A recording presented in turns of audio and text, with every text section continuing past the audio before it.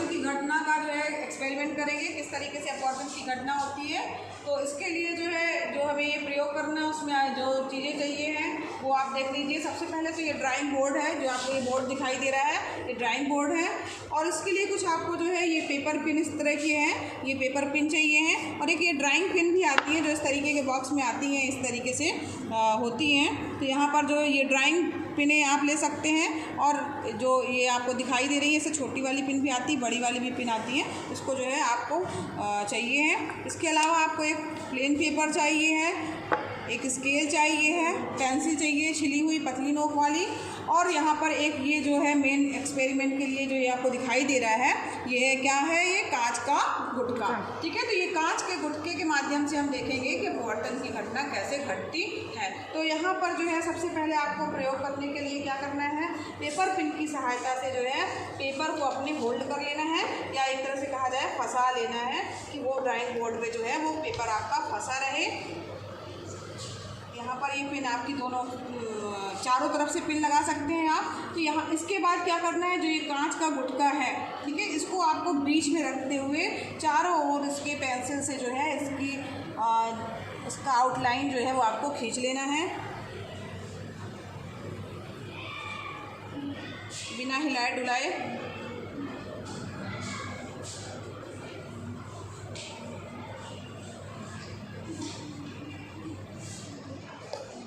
यहाँ पर देखिए कांच के गुटके का जो है हमने जो है उसको खींच लिया है इसका चित्र।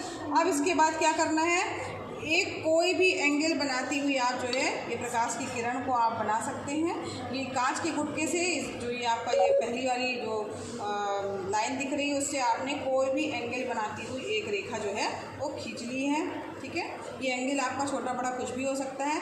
यहाँ पर आपको कोई भी जो दो पिनें हैं आपकी वो आपको लगानी है। पिन टेढ़ी मेढ़ी नहीं होनी चाहिए, सीधी पिन आपको लेनी है और 2 पॉइंट पे आपको पिनों को लगा देना है। जैसे एक पिन हमने ये लगाई,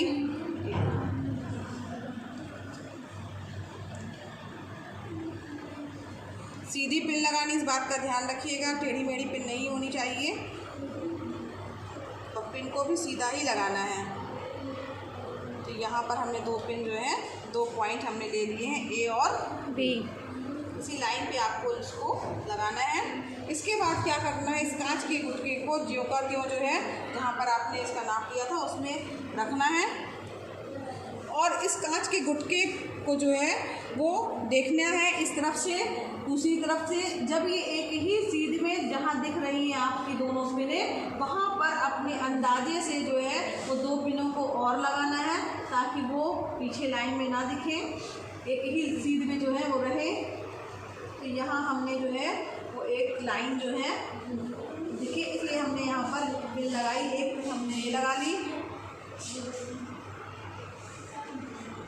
लगाने के बाद एक बार चेक जरूर करिएगा एक लाइन में दिख रही है कि नहीं। तो यहाँ पर इस तरीके से एक लाइन में, यहाँ पर देखिए आप देखेंगे तो यहाँ पर पिनें जो हैं वो आपको एक लाइन में दिखाई देंगी। ये देखिए दिख रही है आपको, एक पिन जो है वो केवल ऐसा लग रहा है सामने से ही केवल एक पिन है, पीछे की तरफ जो है कोई पिनें नहीं है। तो इस तरीके से एक ही लाइन में जो है आपको वो पिन लगानी है। दूसरी पिन भी आपको लेना है और इस पिन को भी जो है ये इस तरीके से, ये जो दूसरी पिन दिख रही है आपको, हाँ ये दूसरी पिन जो दिख रही है इसको भी आपको इस तरीके से लगाना है कि वो भी उसी के एक सीध में दिखाई दे। तो यहाँ पर एक सीध में दिखाई देने के लिए सबसे पहले आप देखते हुए आपको लगाना है कि वो पिन जो है उसी वो चारों पिनें एक ही सीध में दिखाई दे।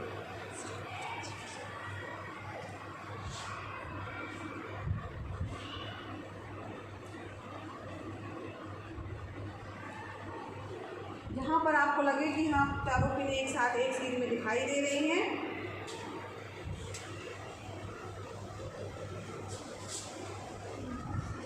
वहाँ पर उन पिनों को लगा लेना है। उसके बाद जो है आप ध्यान से देखिएगा, जिस तरीके से यहाँ पर आप देखिए चारों पिनें जो हैं वो आपको एक ही लाइन में दिखाई देंगी।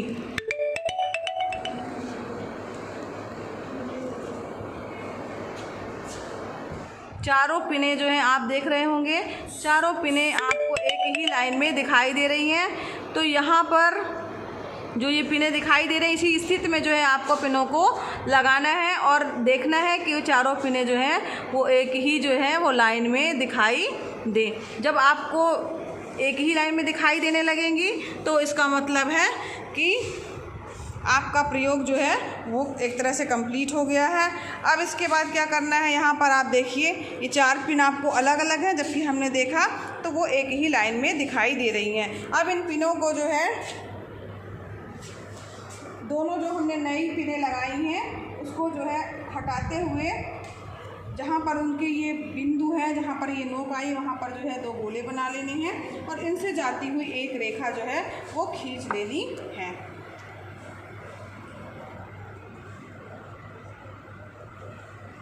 यहाँ पर आप देख रहे होंगे कि अब यहाँ पर भी इनको हटा देना है, इनका भी P1 P2 इस तरीके से नाम दे देना है,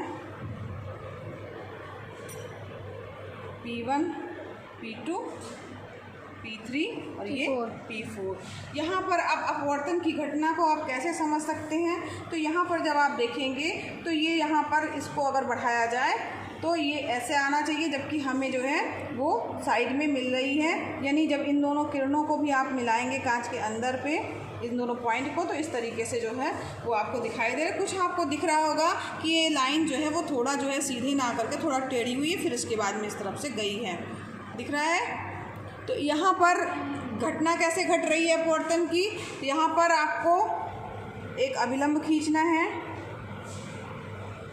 यहाँ पर भी दूसरी तरफ भी एक अभिलंब खींचना है। तो अपवर्तन की घटना ये है कि जब भी प्रकाश जो है वो एक माध्यम से दूसरे माध्यम में प्रवेश करता है तो वो अपने मार्ग से जो है वो विचलित हो जाएगा। जब भी प्रकाश एक माध्यम से दूसरे माध्यम में प्रवेश करेगा तो वो अपने मार्ग से क्या हो जाएगा, विचलित हो जाएगा। तो यहाँ पर पहला जो स्थिति बन रही है, यहाँ पर बाहर क्या था, हवा था, या एक तरह से कहा जाए वायु थी, जो कि आपका सघन माध्यम था, ठीक है, सॉरी विरल माध्यम था। वायु कैसा माध्यम है आपका, विरल माध्यम है। और यहाँ पर कांच का गुटका है जो कि कैसा माध्यम है, सघन माध्यम है। सघन माध्यम और विरल माध्यम से क्या तात्पर्य हुआ, विरल मतलब हुआ जिसमें अणु दूर दूर है और सघन का मतलब हुआ जिसमें अणु क्या है आपस में पास पास है और ज़्यादा पास में है। ठोस वस्तुएं जो होती है उसके अणु आपस में जो है वो बहुत पास पास होते हैं। यहाँ पर फिर से कांच के बाद प्रकाश की किरण वापस जो है हवा में प्रवेश कर रही है या वायु में प्रवेश कर रही है, तो इसका मतलब फिर माध्यम चेंज हो रहा है और यहाँ पर सघन माध्यम से प्रकाश की किरण विरल माध्यम में आ रही है। अब यहाँ हो क्या रहा है, आप यहाँ पे ध्यान दीजिए। यहाँ पर आप देखेंगे कि जब प्रकाश की किरण जो है एक माध्यम यानी विरल माध्यम से दूसरे माध्यम यानी सघन माध्यम यानी कांच में प्रवेश कर रही है, जब प्रकाश की किरण वायु से जो है वो प्रवेश कर रही, कहाँ पर, कांच के अंदर प्रवेश कर रही है, तो ये जो अभिलंब है उसकी तरफ झुक जा रही है। ये एंगल आपको दिखाई दे रहा होगा बच्चों, ये एंगल बड़ा है और ये एंगल क्या है, छोटा है। इस एंगल को आई बोलते हैं, इस एंगल को क्या बोलते हैं, आर बोलते हैं, ठीक है। अब यहाँ पर जो है ये आने वाली किरण है, इसको आपतित किरण कहा जाता है। अब यहाँ पर देखिए ये अपवर्तित हो रही है, इसलिए इसको क्या कहा जाता है, अपवर्तित किरण। क्या बोलते हैं इसको, अपवर्तित किरण। ये आपतित किरण है, ये आपतित किरण हो गई आपकी, और ये कौन सी किरण हो गई आपकी, अपवर्तित किरण, ठीक है। और इसके बाद ये वापस जो आ रही है ये फिर परावर्त मतलब एक तरह से कहा जाए अपवर्तित ही किरण है, यहाँ से जो है बाहर की ओर निकल रही है, ये भी अपवर्तित किरण है। अब इस माध्यम से जब इस माध्यम में जाएगी तब इसके लिए ये आपतित किरण हो जाएगी और ये अपवर्तित किरण हो जाएगी। तो यहाँ पर जब प्रकाश की किरण विरल माध्यम से यानी वायु से कांच सघन माध्यम में प्रवेश कर रही है तो अभिलंब की ओर झुक रही है। ये देखिए यहाँ पर अभिलंब की ओर झुकती हुई दिखाई दे रही है। और इसके बाद वापस जब वही प्रकाश की किरण सघन माध्यम यानी कांच से हवा की ओर प्रवेश कर रही है बच्चों, तो क्या हो रहा है यहाँ पर देखिए ये अभिलंब से दूर हट रही है। यहाँ देखिए ये एंगल छोटा है, ये एंगल बड़ा है, यानी कि क्या हो रहा है, इसके लिए ये एंगल क्या हो जाएगा, आई हो जाएगा, और ये एंगल क्या हो जाएगा, आर हो जाएगा। आने वाली किरण ये है, तो यानी ये अपवर्तित किरण तब हो जाएगी, और ये ये आपतित किरण हो जाएगी और ये अपवर्तित किरण। तो यहाँ पर जब प्रकाश की किरण सघन माध्यम से विरल माध्यम में प्रवेश करती है तो अभिलंब से दूर हट जाती है। इस प्रकार से हमने आज अपवर्तन की घटना को जो है वो पिनों के माध्यम से जो है देखा और समझा। ये आपको एक्सपेरिमेंट जो है कॉपी में लिखना है। ये है प्रकाश का अपवर्तन, और प्रकाश के अपवर्तन की को जो है आप लैब में किस तरीके से दर्शा सकते हैं, दिखा सकते हैं, तो कांच के गुटके के माध्यम से जो है इसको इसको ग्लास स्लैब कहा जाता है, इसके माध्यम से आप प्रकाश के अपवर्तन की घटना को समझ सकते हैं। तो आप लोग बारी बारी से जो है इस प्रयोग को करिएगा। अपना पेज लेके आएंगे, कांच का गुटका लेके, और ये पेन के माध्यम से अपवर्तन की घटना को जो है आप खुद ही महसूस करेंगे, देखेंगे कि प्रकाश की किरणें जो है वो विचलित हो रही है, एक ही लाइन में पिनें नहीं आ रही, जबकि आपने इस तरफ से देखा तो आपको एक ही लाइन में पिन